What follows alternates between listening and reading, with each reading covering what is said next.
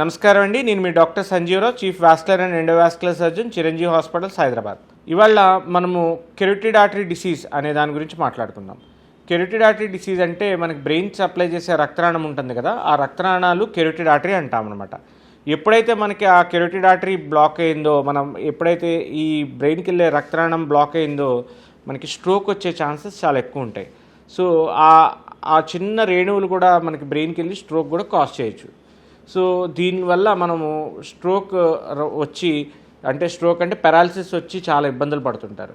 So దీని మీద అవగాహన పెంచుకొని ముందుగానే మనము ఒక వాస్కులర్ సర్జన్ దగ్గర చూపించుకున్నట్టయితే దానికి యాంజియోప్లాస్టీ స్టంటింగ్ కానీ ఎండాట్రెక్టమీ అని ఒక ప్రక్రియ చేసుకొని కోతాకుట్టు లేకుండా చిన్న సూత్తోనే మనం స్టంట్ అనేది వేయటం జరుగుతుంది. చక్కగా స్ట్రోక్ బారి నుంచి తప్పించుకుంటమే కాకుండా చక్కటి లైఫ్ స్టైల్, ఎవరి మీద ఆధారపడకుండా మనం ట్రీట్మెంట్ అయిపోతుంది. తర్వాత చక్కటి లైఫ్ స్టైల్ కూడా మనం చేసుకోవచ్చు. Thank you.